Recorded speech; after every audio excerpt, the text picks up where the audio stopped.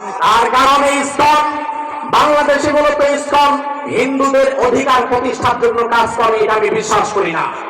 হিন্দুদের অধিকার প্রতিষ্ঠার জন্য বাংলাদেশে হিন্দুদের অধিকার প্রতিষ্ঠার জন্য ইসলাম কাজ করে না। যদি কাজ করত বিগত দিনে সমাজ ছেলেরা যখন বিশ্বজিৎকে রাস্তায় কুপিয়ে বেড়েছে ইসলাম তখন চুপ করে বসেছিল, কোনো জবাব দাও।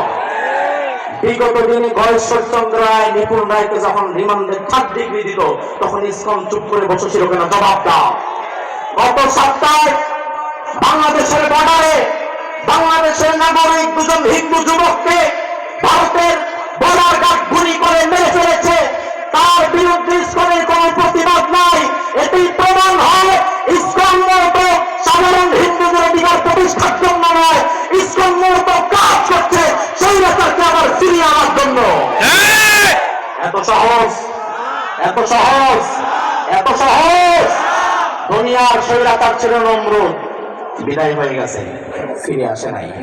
দুনিয়ার স্বৈরাচার ছিল ফিরআউন, বিদায় হয়ে গেছে, ফিরে আসে নাই।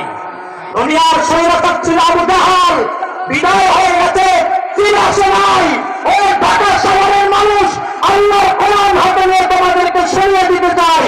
16 বছরের স্বৈরাচার বিদায় হয়েছে, আর কোনদিন ফিরে আসবে না, আসবে না, আসবে না।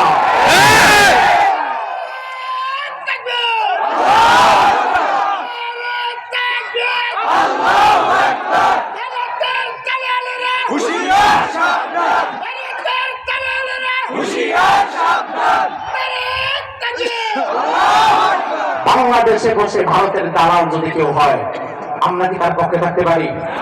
চিন্ময় কৃষ্ণ দাস বাংলাদেশের নাগরিক, তাকে যখন প্রশাসন গ্রেফতার করেছে, গ্রেফতার করার পরে ভারতের হাই কমিশন পর্যন্ত বিবৃতি দিয়েছে চিন্ময় কৃষ্ণ দাসকে কেন বাংলাদেশ গ্রেফতার করলো, তার জবাব দাও। আর আজব বিষয়, এটা তো আমাদের দেশের, তুমি কথা বলো কেন? আমাদের দেশের মানুষকে যখন অন্যান্য মানুষকে আমরা গ্রেফতার করি তুমি তো কথা বলো না। অন্যান্য বিশ্বজিৎকে মেরে ফেলা হয়েছে, ভারতীয় হাই কমিশনের কোনো কথা নাই। গয়েশ্বর চন্দ্র রায় নিপুণ রায়কে দিন রাত পিটানো হইতো, ভারতীয় হাই কমিশনের কথা নাই। সীমান্তের কাটাতারে হিন্দু যুবকের লাশ ঝুলেছিল, ভারতের হাই কমিশনের কথা নাই।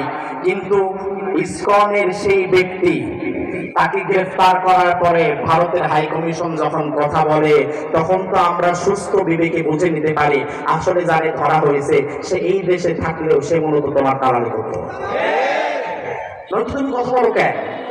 আমাদেরকে এই যে আমরা যারা মাশাআল্লাহ টুপিদারিওয়ালা, আমাদেরকে অতীতে এখনো কিছু জানোয়ার এমন আছে আমাদেরকে সুযোগ পাইলে ঠেস দিয়ে একটা গালি দিয়ে বসে আমরা আলেমরা, আমরা হুজুরেরা, আমরা নাকি পাকিস্তান পন্থী। এমন কথা আছে না নাই? পাকিস্তান প্রেমী, পাকিস্তানের প্রেম এখনো ছাড়তে পারেন নাই। অথচ স্বাধীনতার 53 বছরে কোন আলেম পালিয়ে পাকিস্তানে যায় নাই, ঠিক আছে? বিগত 16 বছর আলেমদের উপরে অত্যাচার কম হয়েছে, জুলুম কম হয়েছে। বড় বড় আলেমদেরকে দিনের পর দিন নির্যাতন করা হয়েছে রিমান্ডে, তাদের ঘর বাড়ি তছনছ করে দেওয়া হয়েছে। দিন নাই রাত নাই আলেমেরা ভয়ে আতঙ্কে থাকতো। একজন আলেম তার মাতৃভূমি বাংলাদেশ ছেড়ে পাকিস্তানে পালায় নাই। আর তোমরা মাশাআল্লাহ বৃষ্টি আসার আগে ছাতা নিয়ে দিল্লির দিকে দৌড়াও। তাহলে পাকিস্তান পন্থী আমি হইলাম কিভাবে? আরে আমি তো আলেম। এই বাংলাদেশে আমার উপর অত্যাচার করা হয়েছে, নির্যাতন করা হয়েছে। আমরা দেখেছি বিশ্বনন্দিত মুফাসসিরকে গোটা দুনিয়ার বড় বড় কান্ট্রিগুলো নেওয়ার জন্য অফার করেছে, তিনি যেতে চায় নাই, তার মৃত্যু হয়েছে বাংলাদেশে। আজ তুমি একটু ব্যতিক্রম দেখার সাথে সাথেই দিল্লি পালায় গেছো, এটি প্রমাণ হয় তুমি মূলত বাংলাদেশ পন্থী ছিল না, তুমি ছিলাই মূলত ভারতপন্থী। এজন্য বাতাস আসার আগে তোমার দৌড় শুরু হয়ে গেছে।